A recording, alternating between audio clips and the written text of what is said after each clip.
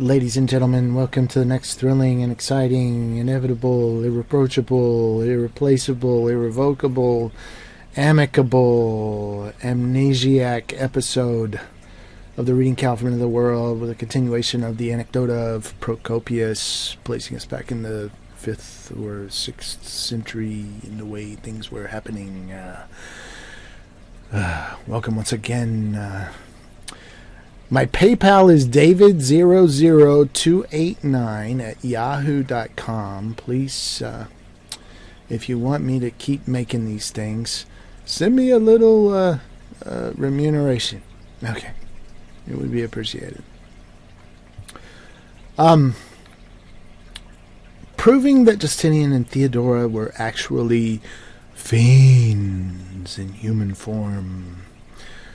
Now that the wealth of those in Constantinople and each other city who were considered second in prosperity only to members of the Senate was brutally confiscated in the ways I have described by Justinian and Theodora, but how they were able to rob even the Senate and of all of its property, I shall now reveal. There was in Constantinople a man by the name of Zeno, a grandson of that Anthemius, who had formerly been emperor of the West.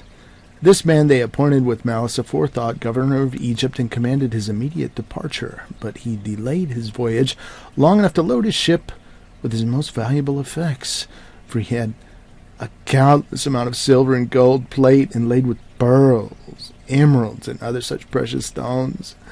Whereupon they bribed some of his most trusted servants to remove these valuables from the ship as fast as they could carry them, set fire to the interior of the vessel, and informed Zeno that his ship had burst into flames of spontaneous combustion with the loss of all his property.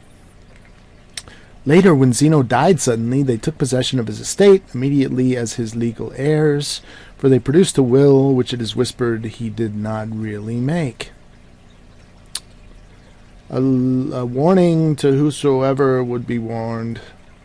In the same manner they made themselves heirs of Tatian, Demosthenes, and Hilara, who were foremost in the Roman Senate, and others' estates they obtained by counterfeited letters instead of wills. Thus they became heirs of Dionysius, who lived in Libanus, and of John, the son of Basil, who was the most notable of the citizens of Edessa, and had been given as hostage against his will by Belisarius to the Persians. As I have recounted elsewhere, for Chosroes refused to let this John go, charging that the Romans had disregarded the terms of the truth as a pledge which John had been given him by Belisarius, and he said he would only give him up as a prisoner of war. So his father's mother, who was still living, got together a ransom not less than 2,000 pounds of silver and was ready to purchase her grandson's liberty. But when this money came to Dara, the emperor heard of the bargain and forbade it, saying that Roman wealth must not be given to the barbarians. Not long after this, John fell ill and departed from this world, whereupon the governor of the city forged a letter which he said John had written him as a friend not long before, to the effect that he wished his estate to go to the emperor. I could hardly catalogue all of the other people whose estates these two chose to inherit. However, up to the time when the insurrection named Nika took place, they seized rich men's properties one at a time. But when that happened, as I have told elsewhere, they sequestrated at one swoop the estates of nearly all the members of the Senate. On everything movable, and on the fairest of the lands they laid their hands, and kept what they wanted. But whatever was unproductive of more than the bitter and heavy taxes, they gave back to the previous owners with a philanthropic gesture. Consequently, these unfortunates, oppressed by the tax collectors and eaten up by the never-ceasing interest on their debts, found life a burden compared to which death were preferable. Wherefore to me and many others of us these two seem not to be human beings, but veritable demons, and what the poets call vampires, who laid their heads together to see how they could most easily and quickly destroy the race and the deeds of men, and assuming human bodies became man-demons, and so convulsed the world. And one could find evidence of this in many things, but especially in the superhuman power with which they work their will. For when one examines closely, there is a clear difference between what is human and what is supernatural. There have been many enough men during the whole course of history who, by chance or by nature, have inspired great fear, ruining cities or countries or whatever else fell into their power, but to destroy all men and bring calamity on the whole inhabited earth remained for these two to accomplish, whom fate aided in their schemes of corrupting all mankind. For by earthquakes, pestilences, and floods of river waters at this time came further ruin, as I shall presently show. Thus not by human, but by some other kind of power they accomplished their dreadful design. And they say his mother said to some of her intimates once, that not of Sabatius her husband, nor of any man was Justinian a son, for when she was about to conceive, there visited a demon, invisible, but giving evidence of his presence perceptibly where a man consorts with a woman, after which he vanished, utterly as in a dream. His own mother, that's what she said. And some of those who have been with Justinian at the palace late at night, men who were pure of spirit, have thought they saw a strange demoniac form taking his place. One man said that the emperor suddenly rose from his throne and walked about, and indeed he was never wont to remain sitting for long, and immediately Justinian's head vanished, while the rest of his body seemed to ebb and flow, whereat the beholder stood aghast and fearful, wondering if his eyes were deceiving him, but presently he perceived the vanished head filling out and joining the body again as strangely as it had left it. Eyewitness reports, folks. Another said he stood beside the emperor as he sat, and of a sudden the face changed into a shapeless mass of flesh, with neither eyebrows nor eyes in their proper places, nor any other distinguishing feature, and after a time the natural appearance of his countenance returned. I write these instances, not as one who saw them myself, but heard them from men who were positive they had seen these strange occurrences at the time. They also say that a certain monk, very dear to God, at the instance of those who dwelt with him in the desert, went to Constantinople to beg for mercy to his neighbors who had been outraged beyond endurance. And when he arrived there, he forthwith secured an audience with the emperor. But just as he was about to enter his apartment, he stopped short as his feet were on the threshold and suddenly stepped backward, whereupon the eunuch escorting him and others who were present importuned him to go ahead. But he answered not a word. Right at the dramatic moment, the guy's stepping in, he's about to witness the horror. Robocall. Robocall. Robocall.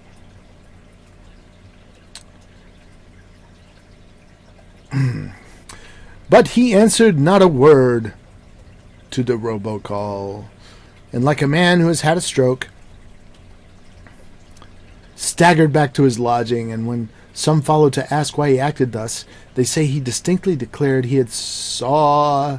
There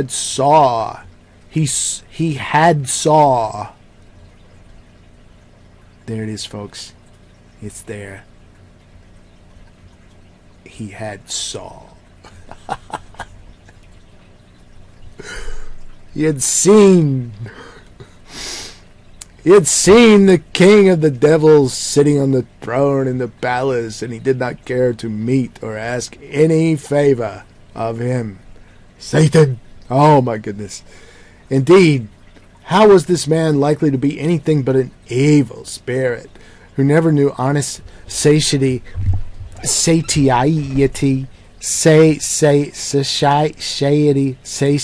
of drink or food or sleep, but only tasting at random from the meals that were set before him, roamed the palace at unseemly hours of the night, and was possessed by the quenchless lust of a demon. Furthermore, some of Theodora's lovers, while she was on the stage, say that at night a demon would sometimes descend upon them and drive them from the room so that it might spend the night with her. And there was a certain dancer named Macedonia who belonged to the Blue Party in Antioch who came to possess much influence, for she used to write letters to Justinian while Justin was still emperor, and so made away with whatever notable men in the East she had a grudge against, and had their property confiscated.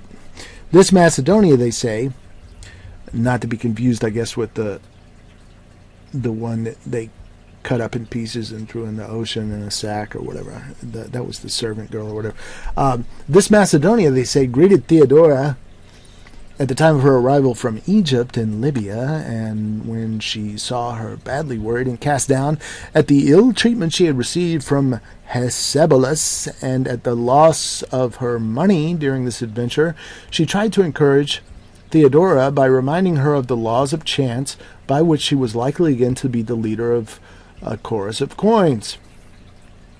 Then they say Theodora used to relate how on that very night a dream came to her, bidding her take no thought of money, for when she should come to Constantinople, she should share the couch of the king of the devils, and that she should contrive to become his wedded wife, and thereafter be the mistress of all the money in the world, and that this is what happened, is the opinion of most people. That explains it. 13. Deceptive affability and piety of a tyrant. Justinian, while otherwise of such character as I have shown, did make himself easy of access and affable to his visitors. Nobody of all those who sought audience with him was ever denied. Even those who confronted him improperly or noisily never made him angry. On the other hand, he never blushed at the murders he committed. Thus he never revealed a sign of wrath or irritation at any offender, but with a gentle countenance and unruffled brow gave order to destroy myriads of innocent men, to sack cities, to confiscate any amount of properties. One would think from his manner that the man had the mind of a lamb. If, however, anyone tried to propitiate him and in suppliance beg him to forgive his victims, he would grin like a wild beast and woe betide those who saw his teeth thus spared. The priests he permitted fearlessly to outrage their neighbors and even took sympathetic pleasure in their robberies. Oh, that's great. Look at that, yeah. Fancying he was thus sharing their divine piety when he judged such cases, he thought he was doing the holy thing when he gave the decision to the priest and let him go free with his ill-gotten booty. Justice in his mind meant the priests getting the better of their opponents. When he himself thus illegally got possession of estates of people alive or dead, he would straightway make them over to one of the churches, gilding his violence with the color of piety, and so that his victims could not possibly get their property back. Furthermore, he committed an inconceivable number of murders for the same cause, for in his zeal to gather all men into one Christian doctrine, he recklessly killed all who dissented. And this, too, he did in the name of piety, for he did not call it homicide when those who perished happened to be of a belief that was different from his own. So quenchless was his thirst for human blood, and with his wife intent on this end, he neglected no possible excuse for slaughter, for these two were almost twins in their desires. Though they pretended to differ, they were both scoundrels. However, they affected to oppose each other and thus destroy their subjects. The man was lighter in character than a cloud of dust, and could be led to do anything any man wished him to do, so long as the matter did not require philanthropy or generosity. Flattery he swallowed whole, and his courtiers had no difficulty in persuading him that he was destined to rise as high as the sun, walk upon the clouds. Once indeed Tribonian, who was sitting beside him, said his greatest fear that Justinian some day by reason of his piety would be carried off to heaven and vanish in a chariot of fire. Such praise, if not irony, as this he treasured fondly in his mind. He loved it. It's revealing. Yet if he ever remarked on any man's virtue, he would soon revile him as a villain, and whenever he abused any of his subjects, he would next as inconsistently commend him with no reason for the change. For what he thought was always the opposite of what he said and wished to seem to think. Think about it. How he was affected by friendship or enmity I have indicated by the evidence of his actions. For as a foe he was relentless and unswerving, and to his friends he was inconstant.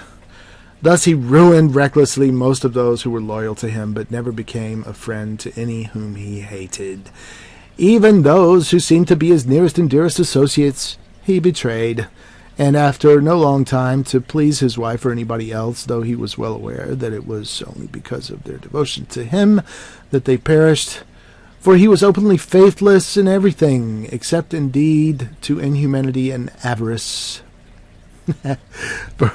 From these ideals no man could divert him, whatever his wife could not otherwise induce him to do by suggesting the great profits to be hoped for in the matter she intended, she led him willingly to undertake. Go for it, Daddy-o! You only live once. For if there were an ever infamous, he had no scruple against making a law and then repudiating it. Nor were his decisions made according to the laws he himself had written, but whichever way was to his greater advantage, and promised a more elaborate bribe, stealing little by little the property of his subjects. He saw no reason for feeling any shame, when indeed he did not somehow grab it all at once, either by bringing some unexpected accusation or by presenting a forged will. There remained, while he ruled the Romans, no sure faith in God, no hope in religion, no defense in law, no security in business, no trust in a contract. When his officials were given any affair to handle for him, if they killed many of their victims and robbed the rest, they were looked upon by the emperor with high favor and given honorable mention for carrying out so perfectly his instructions. But if they showed any mercy and then returned to him, he frowned and was thenceforth their enemy. Despising their qualms as old-fashioned, he called them no more to his service. Consequently, many were eager to show him how wicked they were, even when they were really nothing of the sort. He made frequent promises, guaranteed with a sworn oath or by written confirmation, and then purposely forgot them directly, thinking the summary negligence added to his importance. And Justinian acted thus, not only to his subjects, but to many of the enemy, as I have already said. He was untiring and hardly slept at all. Generally speaking, he had no appetite for food or drink, but picking up a morsel with the tips of his fingers, tasted it and left the table, as if eating were a duty imposed upon him by nature, and of no more interest than a courier takes in delivering a letter. Indeed, he would often go out without food for 2 days and nights, especially when the time before the festival called Easter enjoined such fasting. Then, as I have said, he often went without food for 2 days, living only on a little water and a few wild herbs, sleeping perhaps a single hour, and then spending the rest of the time walking up and down. If, mark you, he had spent these periods in good works, matters might have been considerably alleviated. Instead, he devoted the full strength of his nature to the ruin of the Romans, and succeeded in raising the state to its foundation. For his constant wakefulness, his privations, and his labors were under God for no other reason than to contrive each day ever more exaggerated calamities for his people. For he was, as I said, unusually keen at inventing and quick at accomplishing unholy acts, so that even the good in him transpired to be answerable for the downfall of his subjects. 14. Justice for sale. Everything was done the wrong way, and of the old customs none remained. A few instances will illustrate, and the rest must be silence, that this book may have an end. In the first place, Justinian having no natural aptitude toward the imperial dignity, neither assumed the royal manner nor thought it necessary to his prestige. In his accent, in his dress, and in his ideas, he was a barbarian. When he wished to issue a decree, he did not give it out through the quaestor's office as is usual, but most frequently preferred to announce it himself, in spite of his barbarous accent, or sometimes he had a whole group of his intimates publish it together, so that those who were wronged by the edict did not know which one to complain against. The secretaries who had performed this duty for centuries were no longer trusted with writing the emperor's secret dispatches. He wrote them himself, and practically everything else too, so that in the few cases where he neglected to give instructions to city magistrates, they did not know where to go for advice concerning their duties. For he let no one in the Roman Empire decide anything independently, but taking everything upon himself with senseless arrogance, gave the verdict in cases before they came to trial, accepting the story of one of the litigants without listening to the other, and then pronounced the argument concluded. Swayed not by any law or justice, but openly yielding to base greed and accepting bribes, the emperor felt no shame, since hunger for wealth had devoured his decency. Often the decrees of the Senate and those of the emperor nominally conflicted. The Senate, however, sat only for pictorial effect, with no power to vote or do anything. It was assembled as a matter of form to comply with the ancient law, and none of its members was permitted to utter a single word. The emperor and his consort took upon themselves the decisions of all matters in dispute, and their will, of course, prevailed. And if anybody thought this victory in such a case was insecure because it was illegal, he had only to give the emperor more money, and a new law would immediately be passed revoking the former one, and if anybody else preferred the law that had been repealed, the ruler was quite willing to reestablish it in the same manner. Sounds like what they're doing today with the deregulation, signing all these laws and unsigning all these other laws for money. Yeah. Sounds familiar. Under this reign of violence, nothing was stable, but the balance of justice revolved in a circle, inclining to whichever side was able to weight it with the heavier amount of gold. Publicly in the forum and under the management of palace officials, the selling of court decisions and legislative actions was carried on. The officers called referendars were no longer satisfied to perform their duties, presenting to the emperor the request of petitioners and referring to the magistrates what he had decided in the petitioner's case, but gathering worthless testimony from all quarters with false reports and misleading statements deceived Justinian, who was naturally inclined to listen to that sort of thing.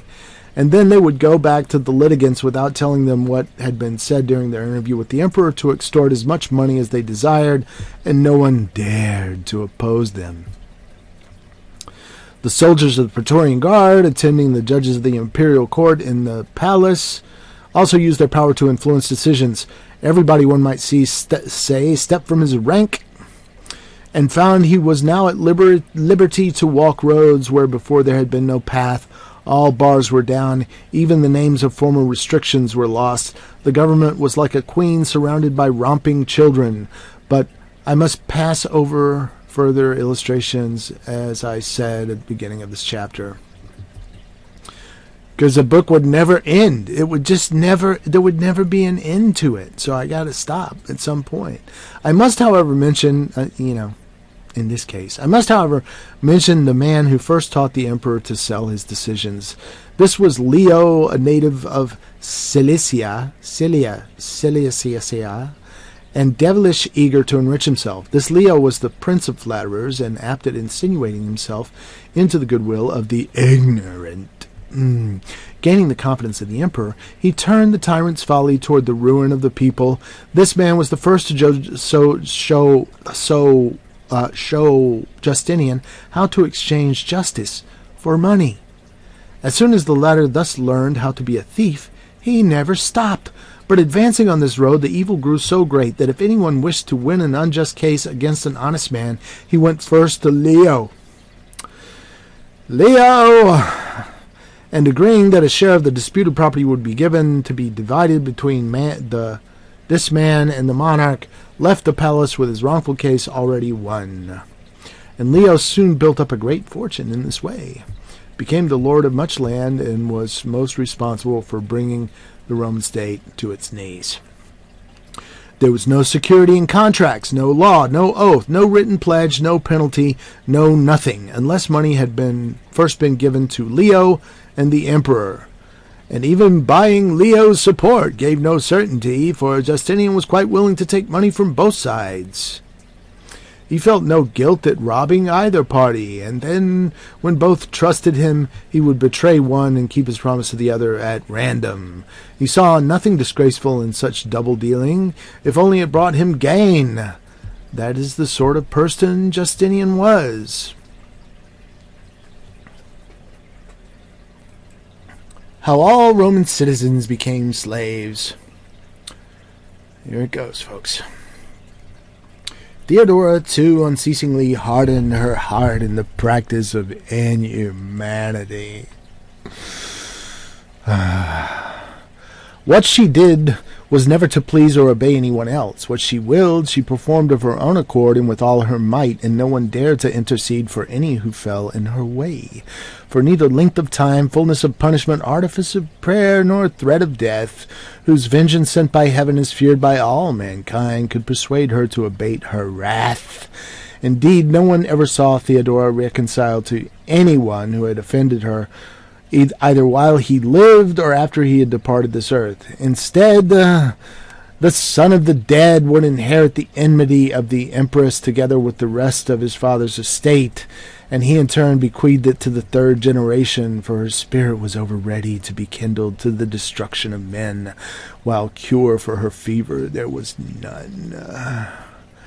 To her body she gave greater care than was necessary, if less than she thought desirable, for early she entered the bath and late she left it, and having bathed went to breakfast. After breakfast she rested. At dinner and supper she partook of every kind of food and drink, and many hours she devoted to sleep, by day till nightfall, by night till the rising sun. Though she wasted her hours thus intemperately, what time of the day remained she deemed ample for managing the Roman Empire.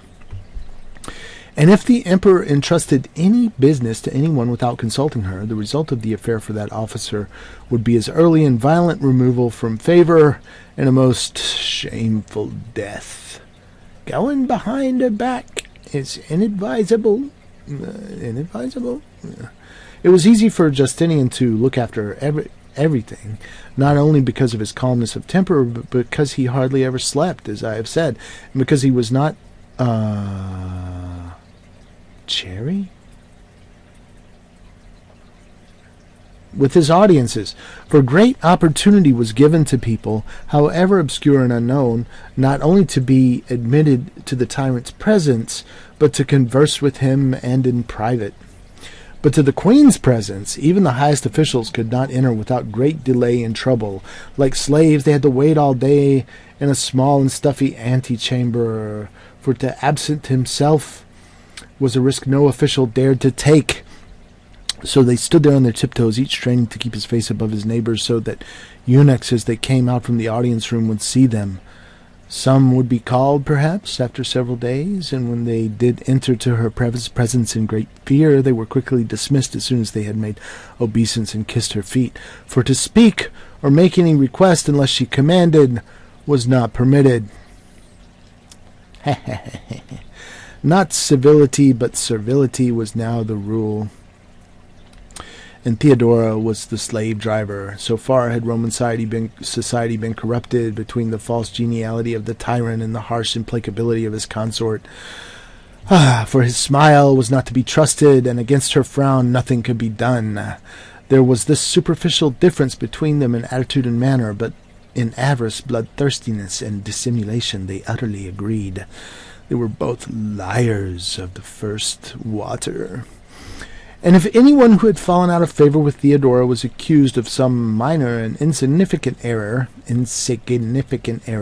she immediately fabricated further unwarranted charges against the man and built the matter up into a really serious accusation. Any number of indictments were brought, and a court appointed to plunder the victim, with judges selected by her to compete with themselves to see which one could please her most in fitting his decision to the empress's inhumanity.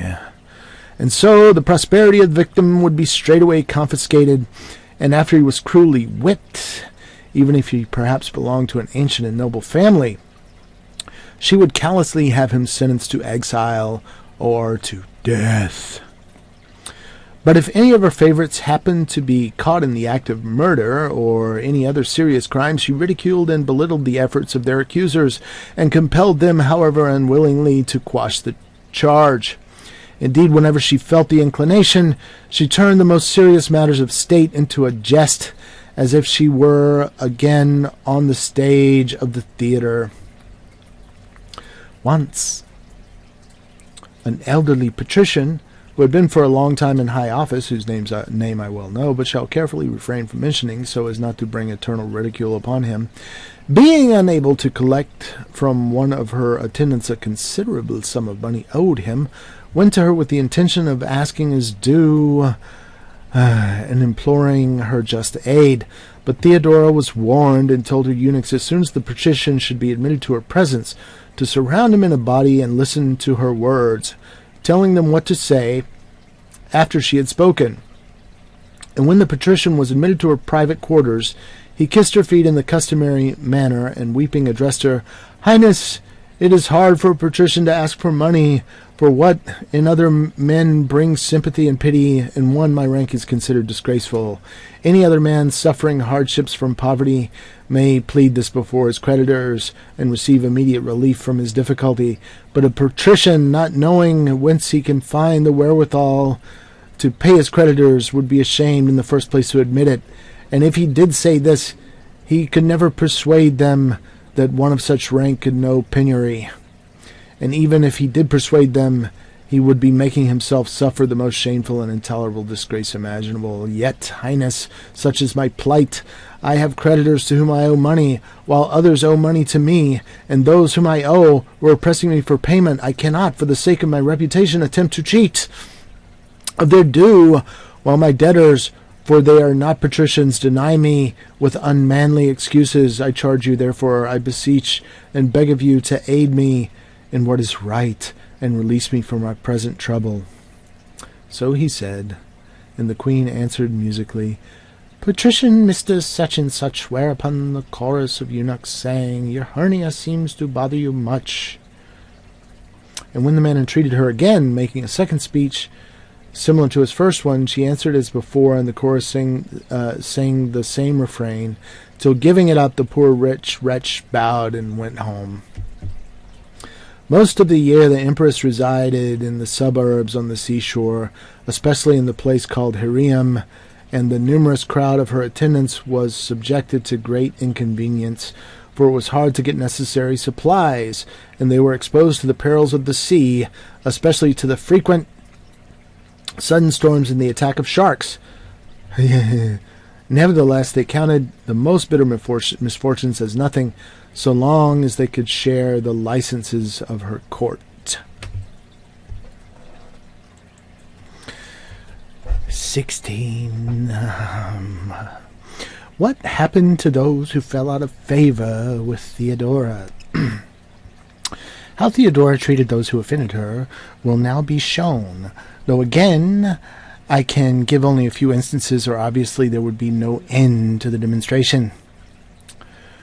When Amasalantha decided to save her life by surrendering her queendom over the Goths and retiring to Constantinople, as I have related elsewhere, Theodora, reflecting that the lady was well born and a queen, more than easy to look at, and a marvel at planning intrigues, became suspicious of her charms and audacity, and fearing her husband's fickleness, she became not a little jealous, and determined to ensnare the lady to her doom. So she forthwith persuaded Justinian to send Peter alone to Italy as ambassador to Theodatus. When he set out, the emperor gave him the instructions I described in the chapter on that event, where, however, I could not tell the whole truth of the matter for fear of the empress. But she gave him the single secret command to remove the lady from this world with all dispatch, bribing the fellow with the hope of much money if he performed his order. And when he arrived in Italy, for man is not by nature too hesitant at committing murder if he has been bribed by the promise of high office or considerable money, by what argument I know not, he persuaded Theodatus to make away with Amasalanta. Consequently, raised to the rank of Master of Offices, he achieved immense power and universal hatred, and so ends the story of Amasalanta. Then there was a secretary to Justinian named Priscus, an utter villain and Paphlagonian of a character likely to please his master, to whom he was more than devoted, and from whom he expected similar consideration, and accordingly he very soon became the owner of great and ill-gotten wealth. Finding him insolent and always trying to oppose her, Theodora denounced him to the emperor. At first she was unsuccessful, but before long she took the matter in her own hands, embarked the man on ship, sailing to a determined port, had his head shaved, and compelled him against his will to become a priest. And Justinian, pretending he knew nothing of the matter, never asked where on earth Priscus was, nor ever after mentioned him, remaining silent as if he had utterly forgotten him. However, he did not forget to seize what property Priscus had been forced to abandon. Again, Theodora was overtaken with suspicion of one of her servants, named Ariobindus, a barbarian by birth, but a handsome young man, whom she had made her steward. Instead of accusing him directly, she decided to have him cruelly whipped in her presence, though they say she was madly in love with the fellow, without explaining her reason for the punishment. What became of the man after that, we do not know, nor has anyone ever seen him since, for if the queen wanted to keep any of her actions concealed, it remained secret and unmentioned, and neither was any who knew of the matter allowed to tell it to his closest friend, nor could any who tried to learn what had happened ever find out, no matter how much of a busybody he was. No other tyrant since mankind began ever inspired such fear, since not a word could be spoken against her without her hearing of it. Her multitude of spies brought her the news of whatever was said and done in public or in private, and when she decided the time had come to take vengeance on any offender, she did as follows. Summoning the man, if he happened to be notable, she would privately hand him over to one of her confidential attendants, and ordered that he be escorted to the farthest boundary of the Roman realm, and her agent in the dead of night, covering the victim's face with a hood and binding him, would put him on board a ship and accompany him to the place selected by Theodora.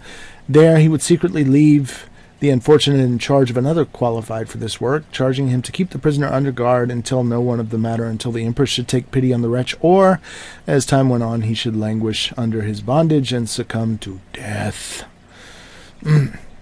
Then there was Basanius, one of the Greek faction, a prominent young man who incurred her anger by making some uncomplimentary remark.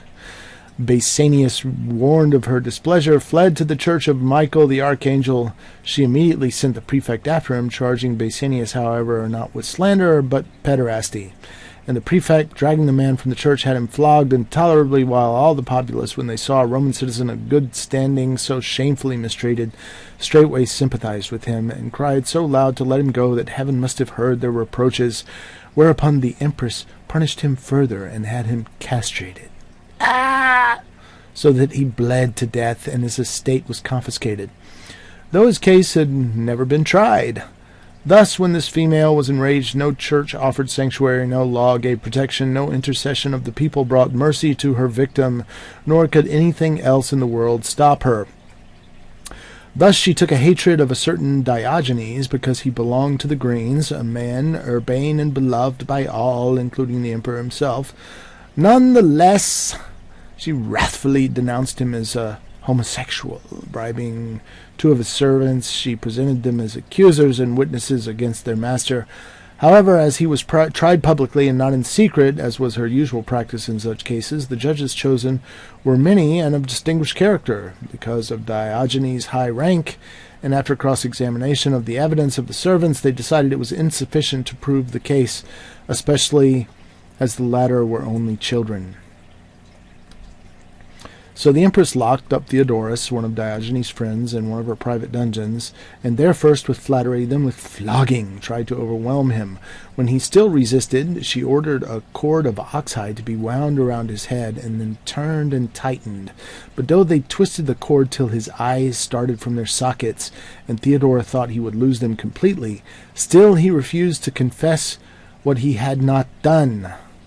Accordingly, the judges, for lack of proof, acquitted him, while all the city took holiday to celebrate his release. And that was that.